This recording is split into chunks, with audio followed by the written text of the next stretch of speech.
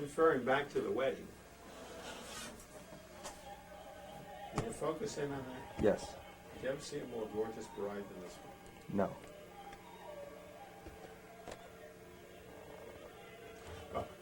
As I was saying, I asked Myron to go outside and get a cab Mm-hmm. and tell the cab where we were going so Mhm. that I wouldn't have to say anything. And this occurred after we counted our loot, so to speak. Uh-huh. They gave us a little office there to count the money and make sure it was packaged correctly and given into safe hands. We got into the cab and off we went to the Waldorf Astoria to spend our wedding night. We were flying out the next morning to Florida, to Miami Beach, where we were going to spend our honeymoon. And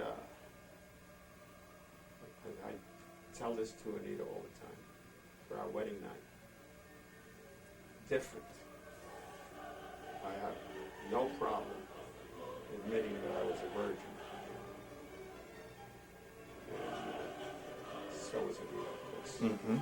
So there was still this business of saying, in my mind, I used to read where the Hollywood actresses, they liked them skinny because they could pad them and you could never really tell how well they were built because you didn't know what was going on underneath the clothes.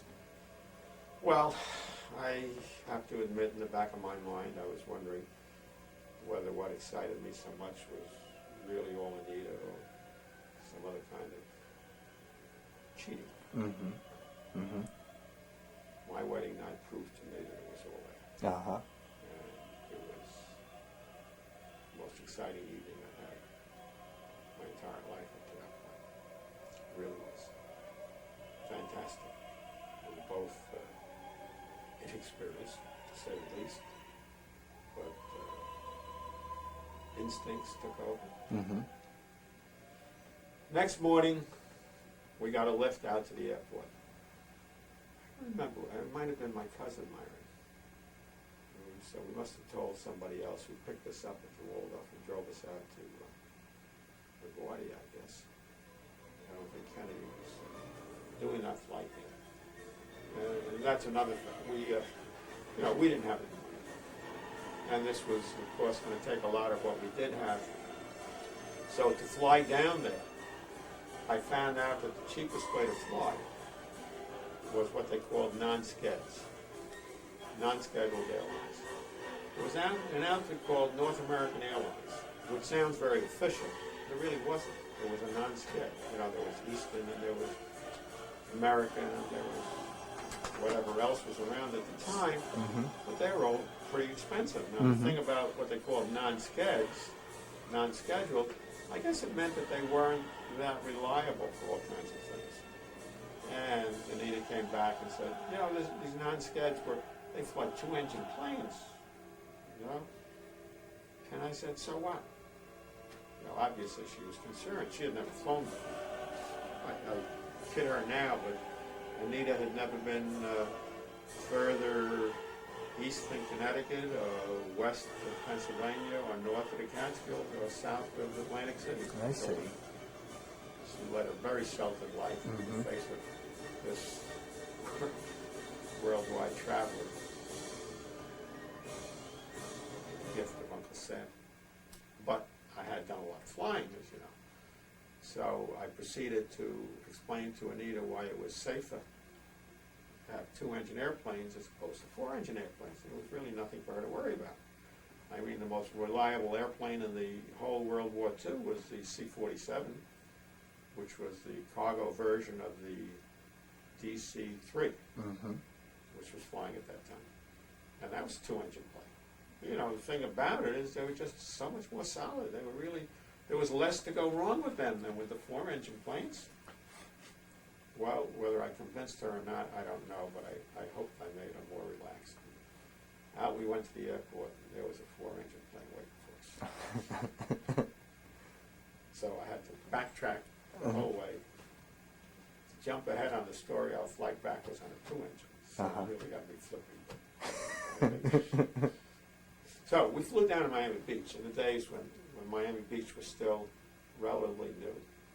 We stayed at a hotel, which I sort of admit it's not there anymore. It's around 20th Street and Collins Avenue. But it was right next to the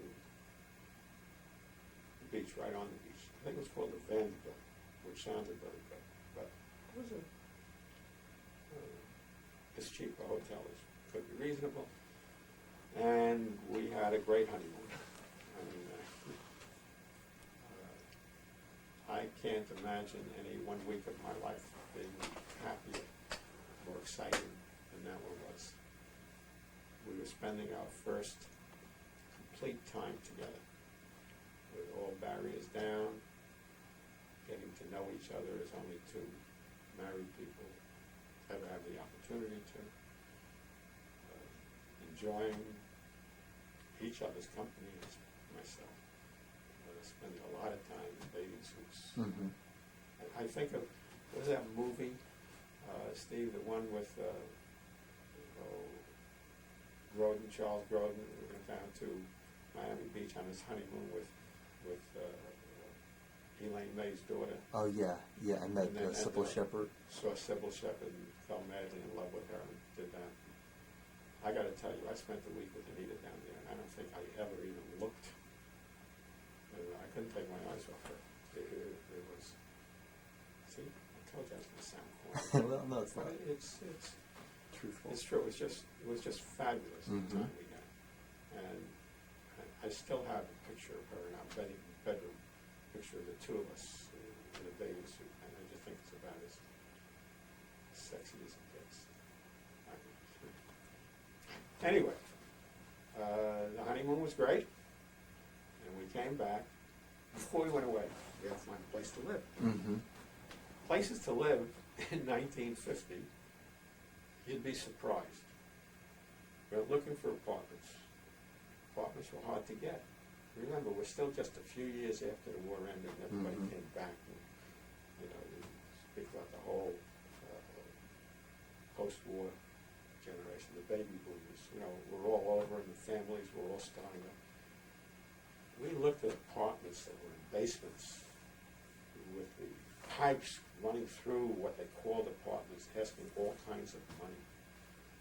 So we finally found one in East New York.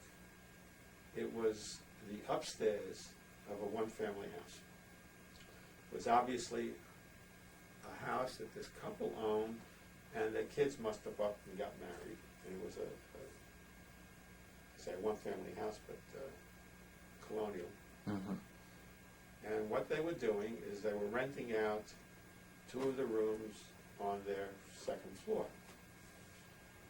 And we looked at it. They were very large rooms. One was an all-purpose kitchen, living room, dining room, whatever you wanted. And the other was a bedroom. Didn't even have a bathroom. The bathroom was on the landing of the second floor. Uh-huh. On the outside of the bathroom was another living room. It's blinking in the light. So, Yes. Okay, is that the end? that's given, yes, so that'll be the end right there. I'll put a new tape in. We'll resume from the apartment hunt.